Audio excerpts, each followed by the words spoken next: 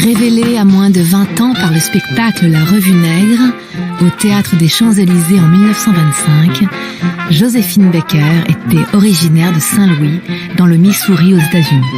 Vedette de music-hall, star internationale, elle obtient la nationalité française en 1937.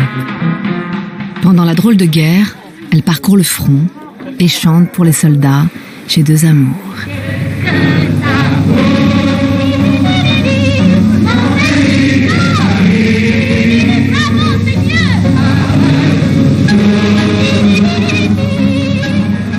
Quelques mois après la défaite, elle devient un agent de la France libre. Elle use tout d'abord de sa notoriété pour recueillir, dans les dîners des ambassades, de précieuses informations pour la résistance. Et en 1941, elle part pour Alger, sous couvert de ses activités artistiques, avec pour mission de recueillir des renseignements. À partir de 1942, elle s'engage dans le théâtre aux armées alliées, en Afrique du Nord et au Moyen-Orient. En juin 1944, elle intègre l'armée de l'air au grade de sous-lieutenant comme officier de la propagande.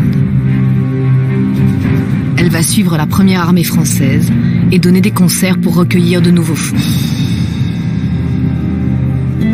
Décorée de la médaille de la Résistance, elle reçoit le 18 août 1961 les insignes de la Légion d'honneur, ainsi que la Croix de guerre avec palme, qu'elle portera aux quatre coins du monde.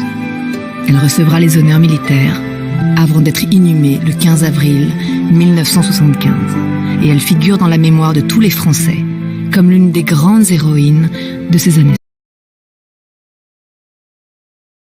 Après le couronnement. Bon, et maintenant, Étienne Laloux.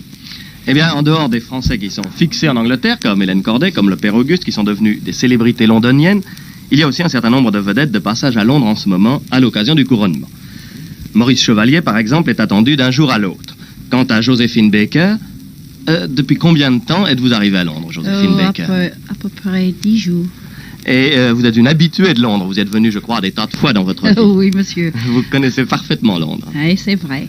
Ça fait des longues années que je viens ici. Vous êtes venue uniquement pour le couronnement?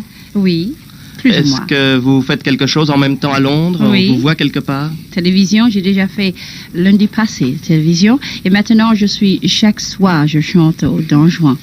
Dans un cabaret? Oui, dans un cabaret. Vous dites que vous avez fait la télévision l'autre jour. C'était votre première expérience de télévision en Angleterre? Oh non, je fais de télévision en Angleterre, depuis 18 ans.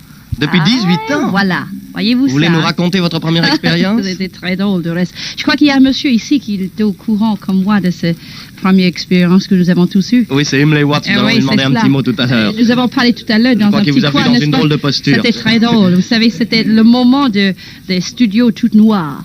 C'est ça. Oui. Et alors, les artistes étaient invités pour se maquiller. Et alors, on vous peint tout en blanc. Ça devait être charmant. Avec les lèvres noires, ça les vous a pas yeux fait tout peur? noirs. Ah non, bien sûr. J'étais habituée. Eh bien, Emily, vous étiez là, vous avez vu Joséphine Baker? Alors, tout le monde était comme des zèbres. Exactement, les cages de zèbres. Nous étions tous des cages de zèbres. La télévision avec comme définition le nombre de lignes des zèbres. Oui, c'est vrai. Ce Londres du couronnement, est-ce qu'il vous paraît très différent du Londres que vous connaissiez avant? Ah, bien entendu.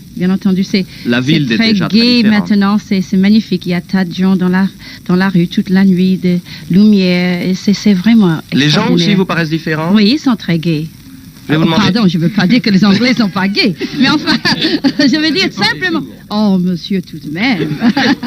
Non, vraiment, c'est spécial maintenant. C'est comme si tout le monde était en train de vivre un conte de fées. C'est vraiment... Exactement. N'est-ce pas? Je vais vous demander une dernière question, Joséphine Baker. Vous repartez aussitôt après?